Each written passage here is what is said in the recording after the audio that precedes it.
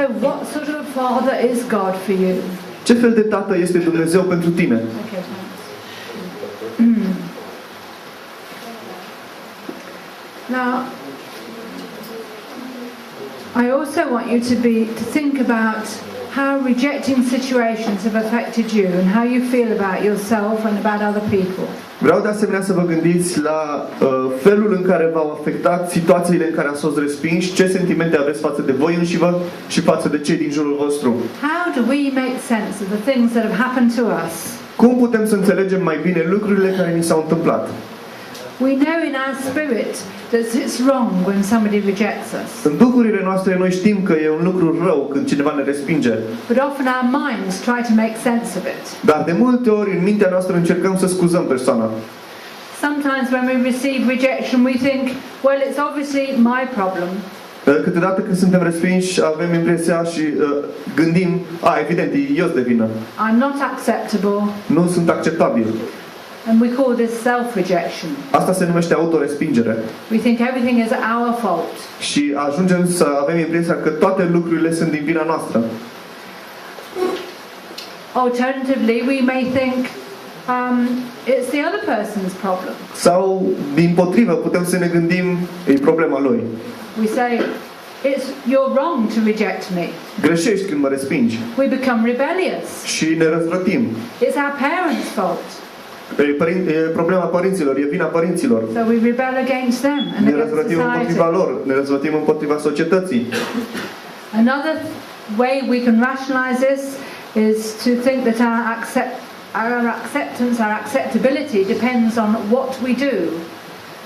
Un alt mod în care putem reacționa la respingere este că acceptarea depinde de felul în care lucrezi, de ceea ce faci. So we try to earn acceptance. Și atunci încercăm să ne câștigăm acceptarea în diverse cercuri. We believe that people are more interested in what we do than who we are. Și ajungem să credem că oamenii sunt mai interesați în ceea ce facem noi decât în ceea ce suntem. But then we also believe that God is more interested in what we do than who we are. Apoi ajungem să credem că Dumnezeu, la fel, este mult mai interesat în lucrările noastre decât în cine suntem cu adevărat. So we believe inside that working for God is more important than anything else. Și apoi ajungem să credem că să lucrezi pentru Dumnezeu este mult mai important decât orice altceva. Our ministry is important. Slujirea e importantă.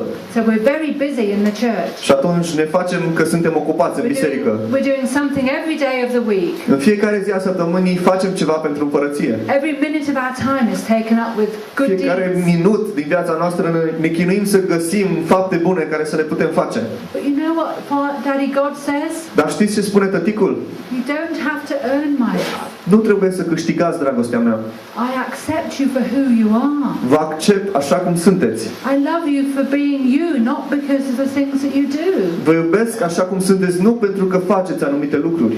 So the things that we do out of love for God, not the other way around. Ceea ce facem, lucrurile, faptele bune pe care le facem ar trebui să fie motivate de dragostea pe care o avem față de Dumnezeu, nu invers. Now, another thing that we can do is to, as we try to reason through the rejection that we've received, O altă reacție pe care o putem avea față de respingerea pe care o primim is that we may move into fear. este să începem să devenim plini de frică. We may be overcome with fear that we are not acceptable to other people. S-ar putea să fim copleșiți de frică să nu fim acceptați de cei din jur. And therefore we feel not acceptable to God as well. Și prin urmare ne e frică să nu fim acceptați nici de Dumnezeu. So maybe we do things to make other people accept us. Și apoi începem să facem lucruri ca să ne accepte cei din jurul nostru. We have to wear the same sort of clothes as our friends. Ne îmbrăcăm cu aceleași haine ca și prietenii. We have to be interested in the same things even though we're not really interested. Încercăm să fim interesați de aceleași lucruri ca și prietenii. We try to buy friendship. Încercăm să ne cumpărăm prietenia. Or we use manipulation. Sau folosim manipularea. To persuade people to accept us. Și încercăm să convingem pe oameni să ne accepte. We sometimes call this false love. Uneori aceasta se numește dragoste falsă. So there's lots of things we can do to try and be accepted. Sunt multe lucruri pe care le putem face pentru a încerca să fim acceptați.